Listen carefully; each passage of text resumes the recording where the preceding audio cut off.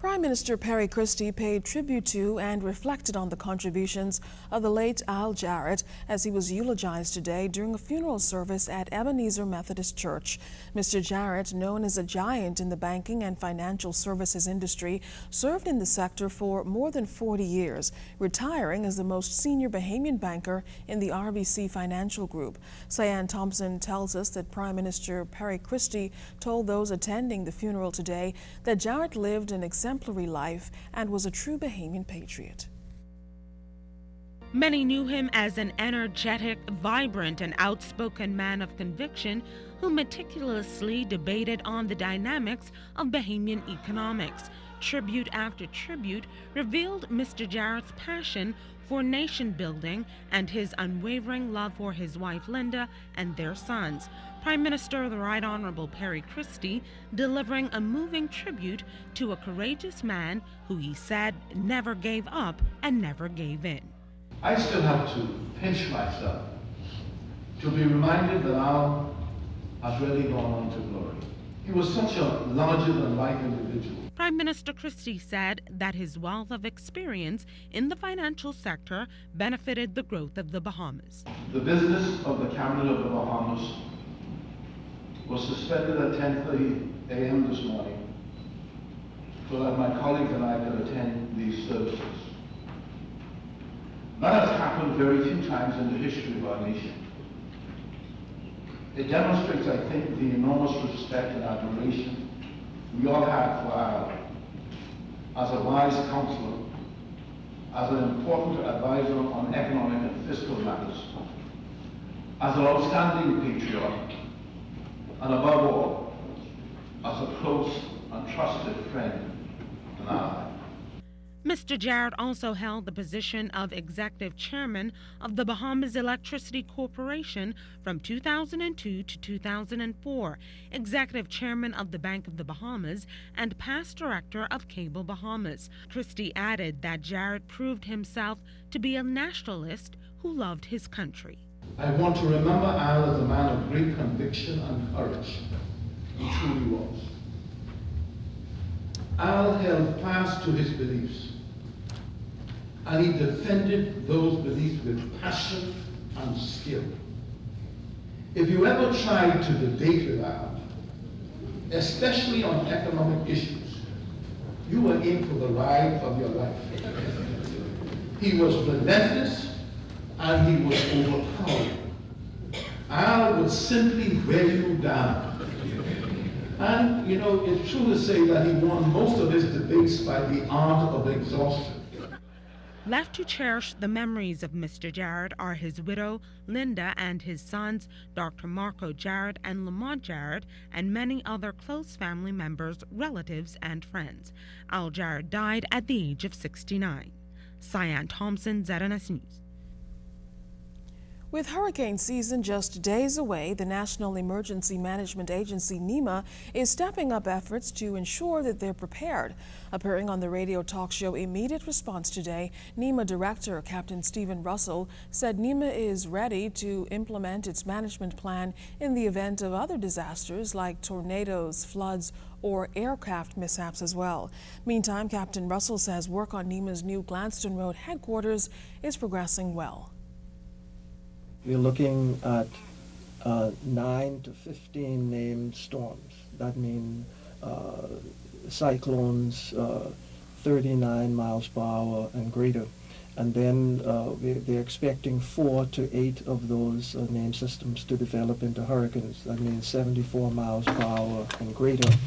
And then they're expecting 1 to 3 of them to develop into major storms. That means wind speeds greater than 111 miles per hour and greater.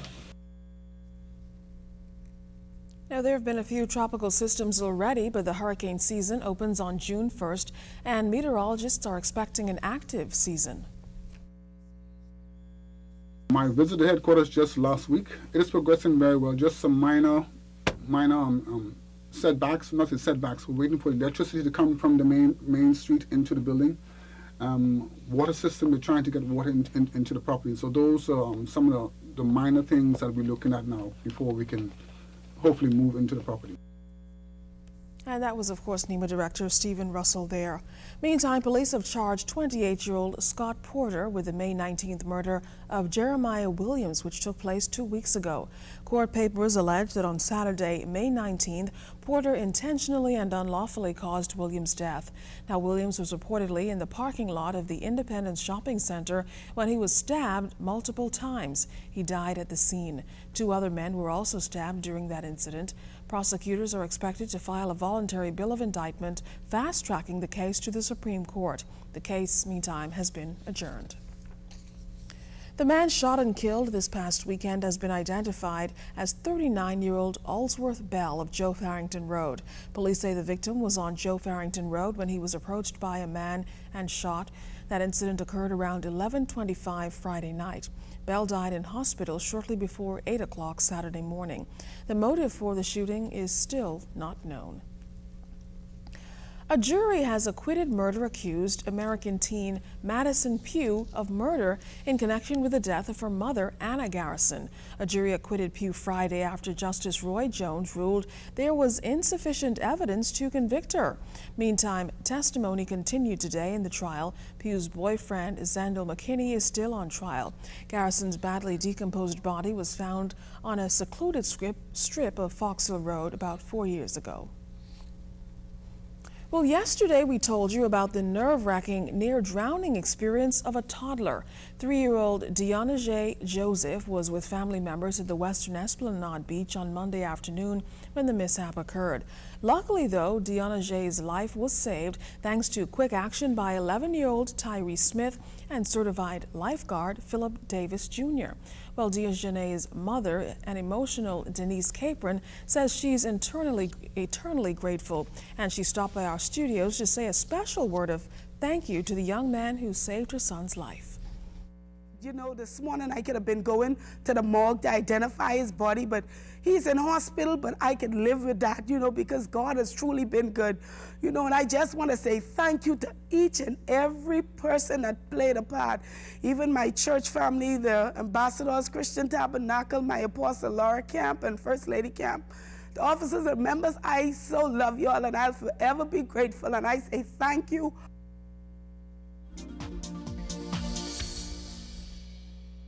Welcome to tonight's edition of the Business Beat, sponsored by Royal Fidelity. Good evening, Bahamas. I'm Altaviz Munnings. Let's take a look at what's making business news today. According to preliminary statistics released today by the Bahamas Hotel Association and the Ministry of Tourism, the 14 major New Providence hotels recorded an 81.9% occupancy rate for April, compared to 74.1% the same period last year. Room revenue increased by 3.5% despite a 10.8% increase in room nights sold. A higher revenue figure increase was thwarted by the April 2012 average daily room rate of $272.93. The Securities Commission has warned Bahamas-based unrestricted investment fund administrators to expect increased regulatory vigilance from the organization. Security Commission Executive Director Dave Smith made that announcement at a recent industry briefing. In international business, Indian car manufacturer Jaguar Land Rover has reported a 34% rise in profits after sales hit a record high. Last fiscal year, the group made pre-tax profits of £1.5 billion, up from the year before.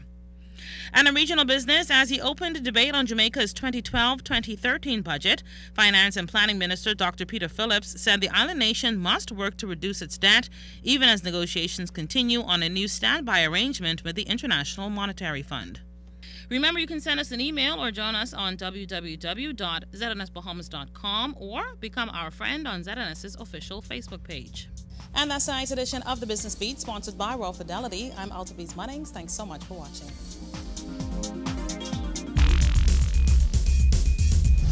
It's time for today's Doctor's Hospital Health Tip. As if the taste of your favorite spaghetti sauce weren't enough incentive, it's a major cancer deterrent too.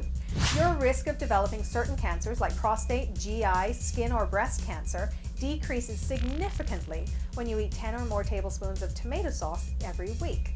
Many scientists believe that the active ingredient responsible for the cancer protection is lycopene, known for its antioxidant properties, thought to help prevent certain types of cancer, heart disease, and vision loss. All tomato products contain lots of lycopene, but it's more available to your body when it's cooked. Tomatoes also give your brain a boost and are a powerful prostate protector. Not too keen on tomatoes? Papaya, guava, watermelon, and pink grapefruit are also good sources. Lycopene is nature's red and pink paintbrush. It's what gives those fruits their color. Adding a little olive oil makes it even easier for the body to absorb this healthful substance. Another quick tip, pair fresh fruit like papaya, guava, watermelon, and pink grapefruit with low-fat, rather than non-fat, yogurt or cottage cheese to help your body better absorb the lycopene.